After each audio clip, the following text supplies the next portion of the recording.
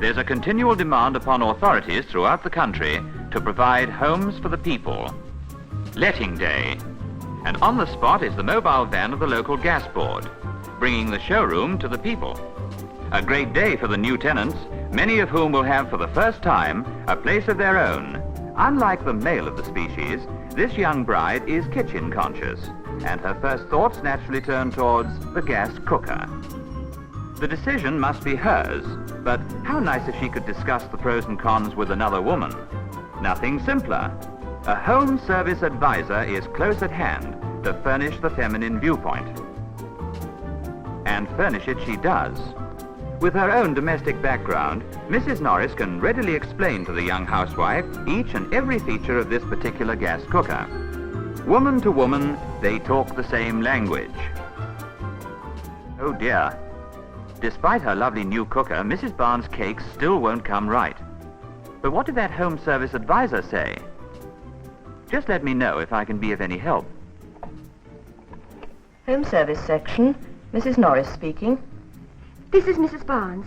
I'm so sorry to trouble you. Why, of course it's no trouble, Mrs. Barnes. As I told you, that's what we're here for. That is sweet of you, Mrs. Norris. You know, I do feel a fool. I'm sure it's my fault, but I still don't seem to have quite got the hang of it. Don't worry, Mrs. Barnes. Between us, I'm sure we'll sort things out. Couldn't you come in the morning? All right, 11 o'clock tomorrow, then. Goodbye. I'm afraid cakes never were my strong point. Oh, well, let's see how we've got on this time. There. Oh, Mrs. Norris, what a beauty. So it was me, after all. Oh, well, Mrs. Barnes, naturally a new cooker does take some getting used to. But I'm sure you'll get along fine now. Do you know, I think I shall. You've made it all so simple. I feel much more confident now. Of course you do. But of course the home visits are the more important part of their work. One of the girls had a very interesting visit to this house near London. It belongs to the well-known singing star, Miss Vera Lynn, who in private life is Mrs. Lewis.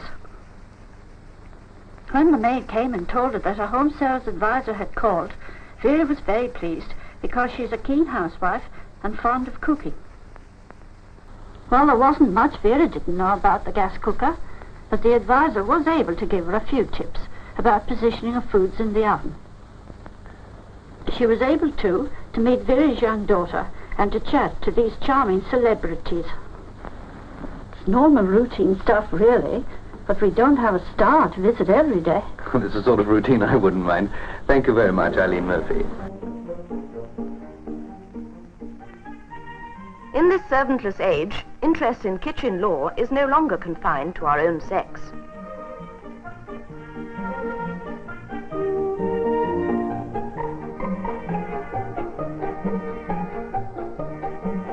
Many a bachelor tummy has profited from home service advice, while the husband who really does know how to make a Yorkshire pudding is definitely an asset as a man about the house, especially when left to his own devices.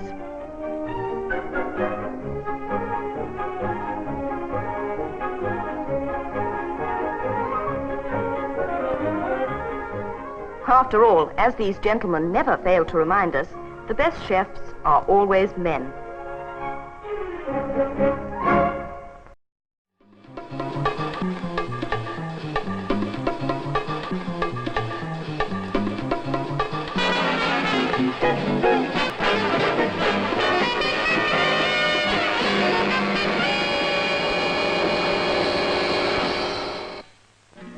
Work, work, work.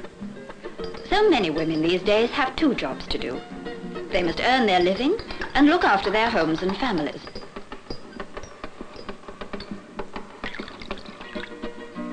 Wage earner, mother, cook. There is so little time for leisure. And cooking, especially good cooking, can take up a lot of time. That's why gas cookers of today have been designed to make life easier for the housewife. Busy, modern woman, always at it. The need to make life easier for her is very real indeed. Now here's a nice little crisis brewing up. It's almost 6 o'clock and Mrs. Clark is hurrying to get off home. She's having a friend round for supper and is just about to leave when... Yes, Mr. Brown? Oh, Mrs. Clark, I simply must get another letter off tonight. Would you mind coming in? Yes, Mr. Brown. Would you mind, indeed? Selfish brute. You must say yes to Mr. Brown.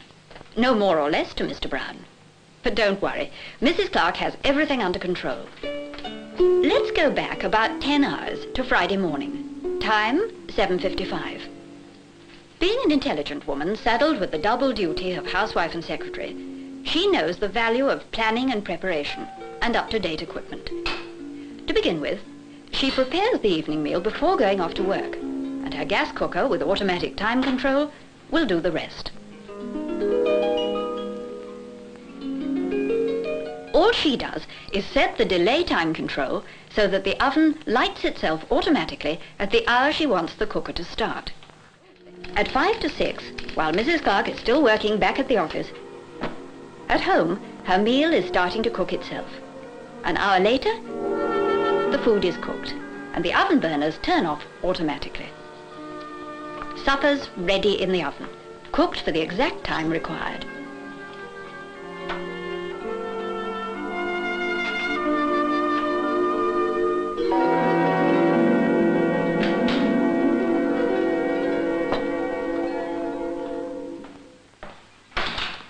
Hello, darling. It's all ready. Smells good.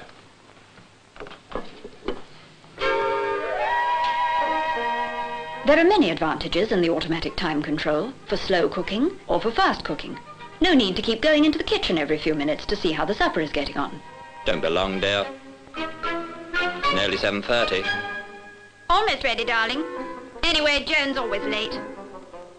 I don't know why you worry so. The food will keep warm and won't be spoiled. Why are the Hardings always late? Perhaps their babysitter hasn't turned up. Oh, they'll be here any minute now. Oh. The modern gas cooker takes care of a lot of little cooking worries. This roasting thermometer, for example. When the very center of your roast is cooked just the way you want it, the thermometer warns you automatically. It's the housewife's answer to the perfectionist, like Uncle Charles. Ah, beef. Underdone, my dear. Underdone. It's the only civilized way to cook beef. Just like they do at Simpson's. Yes, dear. Well, I remember... Come on, church. Oh, all right. We'll be late, Uncle Charles. Bye, Mummy. Bye, dear. Bye. And do get back by 12:30. Such a dear. And so very rich. I'll show him beef. You won't let me down.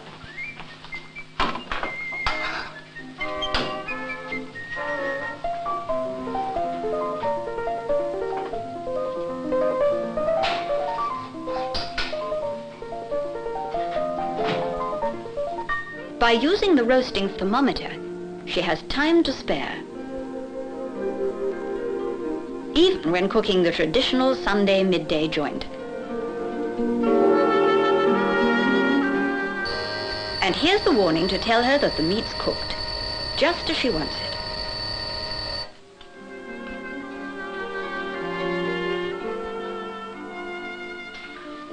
Mummy, it's lovely. Underdone, just as beef should be. Now, don't you leave any on your plate, Jenny. Perfect. Perfect. You don't know how lucky you are, my boy. High-speed gas is your servant. The flame appears instantly at your command. You can see it, you can control it. Automation has its place, but cooking, particularly good cooking, still needs the human touch. Your touch. This way, the compliments are all yours.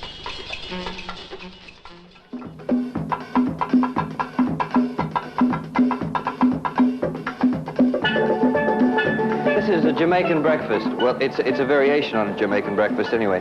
They have a plant in Jamaica called a planter, and you have to cook it, unlike a banana. Well, they don't make planter in this country, and they don't import it, so we've changed it to bananas. And this is very good if you want to if you want a variation and you're sick and tired of boiled eggs or whatever you're having, this is very, very simple, and it takes about 4 or 5 minutes if you can once peel the bananas.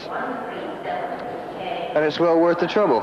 And all you need, anybody who's taking notes, I don't see anybody taking notes. Hello, how are you? You need 3 or 4 bananas, a tin of sweet corn. We'll cut the bananas up. It's the smallest chopping board in the world. Everything is very low. You don't cook anything fast in this particular thing because the whole pace of Jamaica is very slow. Ah! Woo! Boy, that's warm. Now what you do is you put these face down on a grill like that, you see? Then you have to have a little bit of the, that. Doesn't matter what, as long as it's alcoholic. Doesn't make any difference. How many we got? 4, that'll do. Go to work on an egg, folks. Oh, the style of it all. It might taste terrible, but the style is fantastic.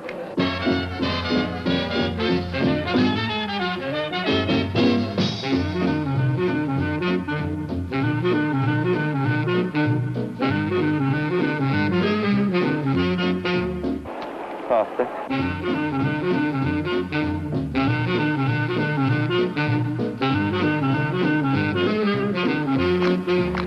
Forget it.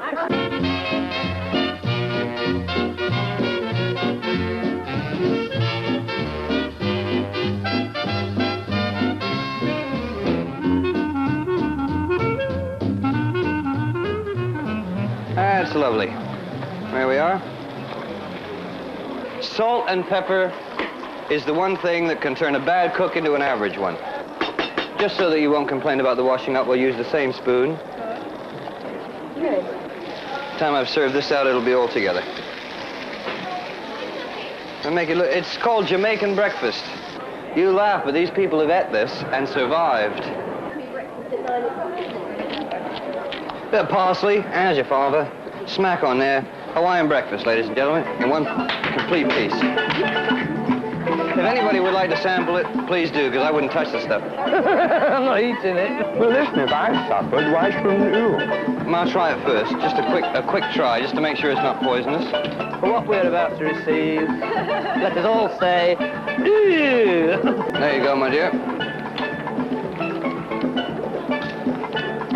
That's the best one I ever done.